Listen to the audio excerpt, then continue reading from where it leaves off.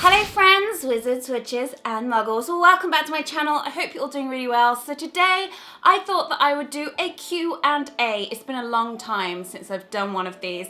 I was meant to be doing an unboxing, but my box has got lost. My owl has clearly gone to the wrong place. So we're gonna do a Q&A today instead. You guys asked me a lot of questions on Twitter and I have them all here on my phone. So before we get started, if you're brand new to my channel, hello, welcome. Don't forget you can click the subscribe button if you would like to become part of our weird magical online family. But let's get into it because I have got a lot of questions.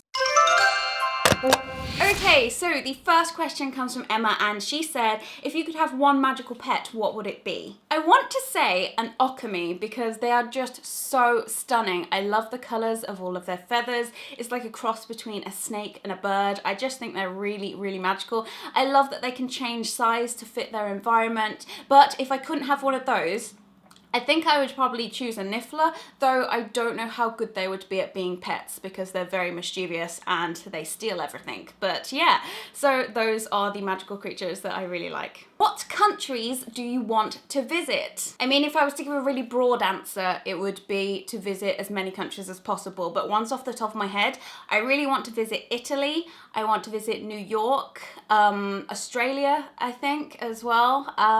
Those are my top three, I think, at the moment. What is my biggest accomplishment? My biggest accomplishment, in my opinion, is building my online family and this channel. I have been working on it for years and I never imagined in a billion years if you'd said to 15-year-old Cherry, you're going to make your own job when you grow up and you'll be able to work for yourself, it just would have blown my mind. So yes, this channel is 100% my biggest accomplishment and I love it and I love you guys so much. What is your favourite part about the Wizarding World of Harry Potter at Universal in the United States? Have you been? I have been. I've actually been twice and my favourite thing about it is it's so immersive. You actually feel like you're in Diagon Alley and the fact that all of the shops, you can go in them and buy things, I think that's amazing. We don't have that here. Obviously we have the Diagon Alley, which is in the Warner Brothers Studio Tour in London, but that is the authentic sets, which is very cool in its own right. But I love the fact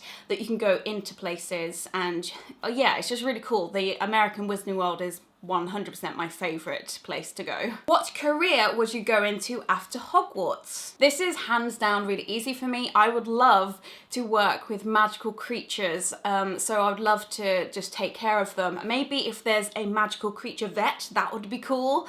Yeah, definitely something to do with the magical creatures. They're fascinating, and if that was a real job, I would so be doing that. At what age did you discover Harry Potter and fall in love with the Wizarding World, and what is your Ilvermorny house? Well, I'll start off with my Ilvermorny house, which is Thunderbird. What age did I fall in love with it? I was quite a late bloomer. Obviously, I had the Harry Potter books in my house from quite a young age. They belonged to my brother, but I didn't really discover it and start reading it thoroughly until I was about 16 or maybe even 17, so it was quite late. But I think being that age, I was able to appreciate it a lot more and really sort of understand it, which is awesome. But yeah, so I was quite a late bloomer, but ever since I read them, I've just fallen in love with everything to do with the Wizarding World. So yeah. So this person asked me two questions, and the first one is, what is your favourite Christmas cookie? And my answer to that is snickerdoodles. I make them very well. And the second question that she asked was, when did you realise you wanted to become a YouTuber? P.S. I love you too. So I never really wanted to become a YouTuber. I didn't set out and think, I'm going to start YouTube and become a YouTuber. It's something that just kind of happened. I started making videos for fun. I was bored, I was heartbroken at the time, and I just wanted somewhere where I could sort of pour some creativity, and it was just something to do. And the more I did it, the more people started watching, and it kind of turned into a job, which is amazing. But yeah, I never really wanted to become a YouTuber. I actually wanted to become a primary school teacher, but this kind of happened instead, which is great. And I wouldn't change it for the world. So I hope that answers your question. What is your favourite Harry Potter item that you own and why? Now, I was thinking about this, I cannot choose just one, so I actually have 3. So the first one is that you can buy from the Warner Brothers Studio Tour and Noble Collection is my lovely Ravenclaw Lost Diadem, and this is one of my probably most expensive pieces, and it's just beautiful. I love it so much, and I wish that it was wearable, but it's not really, unless you position it like that. There you go. La! But yeah, so that is by far one of my favourite things that you can get.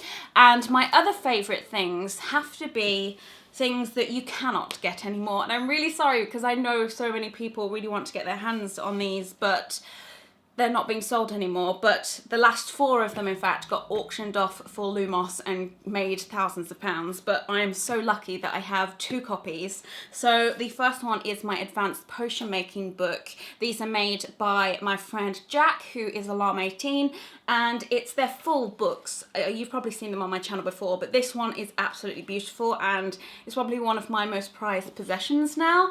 And the other one, which he very kindly sent to me, he did not have to do that, but he did, is this, and this is the Essential Defense Against the Dark Arts books. I think it has about 900 pages, and yes, they are all full and have all the information about the dark arts. It's, yes, I'm never going to be able to get anything like this again in regards to replicas from the Harry Potter films, unless Warner Brothers start making them, but I don't think they're going to. But yeah, so these books and my Ravenclaw Lost Diadem are 100% my favourite Harry Potter items. Harriet asked me, how do you manage being in a long distance relationship? And I do get asked this quite often.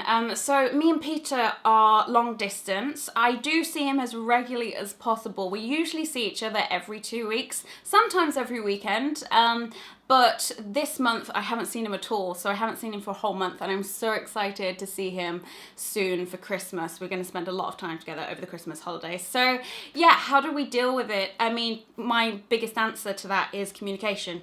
Communication is 100% key. Communication and trust. So communication wise, we talk to each other every single day. We text each other, and most importantly, we call each other. Sometimes we Skype, but every single night without fail, we say goodnight. We say goodnight on the phone, which is really nice. I've never had that before. But yeah, so communication is definitely key because it's just really important. So yes, I guess that is my answer to how I survive long distance, but we're not going to be long distance forever, so that is exciting, and I cannot wait for the future. What is your favourite Lush product? I'm going to answer this with what is my favourite scent. I absolutely love the So White scent. Their bath bombs are incredible, but they only normally do them around Christmas, and then last year they discontinued them and it broke my heart. But this year they brought them back as online exclusives, so obviously I ordered lots of them, and I also got the shower gel as well. But my current favourite thing from Lush is this, and this is a body spray in the scent So White, and it smells exactly like the So White bath bombs, which is incredible. So it's a very appley scent. It says, smell like the fairest of them all, with the scent of fresh apples and rose absolute. This is delicious. I've been spraying it everywhere, and apples is, oh yes, it's just yummy is what I'm saying. So yes, anything with the So White scent is my favourite Lush product. My question is, what made you decide to take your piercings out and keep your hair a natural colour? You look lovely now too, but the old cherry was rocking that shiz. So yeah, I used to dye my hair a lot of wild colours. If you're new to my channel, you may not know this. I used to have bright red hair, and then I had bright purple hair. I've had turquoise in before as well. I just didn't want to damage my hair anymore. The last time that I played with bleach and hair products, it ruined my hair. My hair ended up just breaking off to the point it was at an angle like that if it was straight down at the back. So yeah, I cried at the hairdressers as well when I completely ruined my hair. So I just didn't want to go through that experience again. And I just kind of grew out of that phase as well, I guess. I like my natural hair colour and I feel good with it. As for the piercings, it's something that I grew out of and I just didn't want them anymore. It's something that I got when I was about 19. I'm nearly 28 now. I know, I'm getting old. So yeah, I just didn't want them anymore. I had them for long enough. I had my lip and my tongue piercing, and I think I took them both out in the same year. If you couldn't be a Gryffindor, what would you want to be? This is easy. I would want to be a Hufflepuff.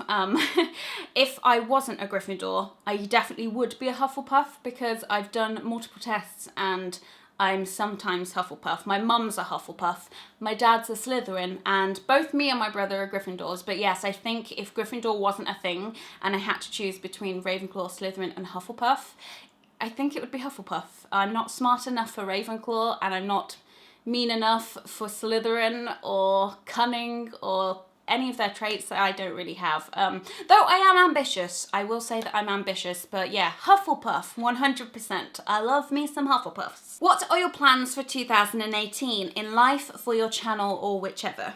I have quite a lot of plans for next year. A lot of them are exciting and quite scary. Some are about you guys and things that might be appearing. I'm kind of being really mysterious about this, but yes, so merch might be a thing, and one of the biggest things that's hopefully happening next year, which is really terrifying for me, is moving out.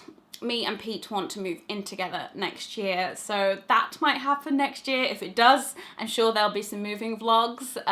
So yeah, those are the plans, and obviously I want to really work hard on this channel even more. Within the last year, I think we've had about 100,000 people join our Magical Online family, which is amazing. It would be great if we could get even more than that next year. Who knows? I'm one of these people that like to live one day at a time. What piece of Harry Potter merchandise do you want the most that you do not own? This is a very good question. I think something that's been at the top of my wish list in regards to the Wizarding World is probably the Gryffindor sword. It's really, really pretty, but I just haven't bought it yet. I may not ever buy it, but it's something that I do like, so I think that would be on top of the list. Or maybe the golden egg. Maybe the golden egg from the Goblet of Fire. And those are all of the questions that I'm gonna answer today. I really hope you guys enjoyed this video. If you would like to join in with a future Q&A, leave a question down below. I would definitely pick some from the comments next time I do one of these. And yes, I hope you enjoyed it. Keep your eyes peeled for 2 subscription boxes which are due. They haven't arrived yet. My Loot Crate one is due, and so is my Geek Gear one. So those are due, and also what else is due? There is my Niffler. If you haven't heard or you don't follow me on Twitter, I have ordered a custom made Niffler from Russia. So I'm going to be unboxing that on my channel as well. It's absolutely amazing. It looks real. So yes, look forward to those. I hope you all have a very Merry Christmas, because this is probably going to be my last video before Christmas Day, and I will see you very soon. There are lots of videos that are going to be made. Yes, thanks for watching. Give it a thumbs up, and I will see you next time. Bye!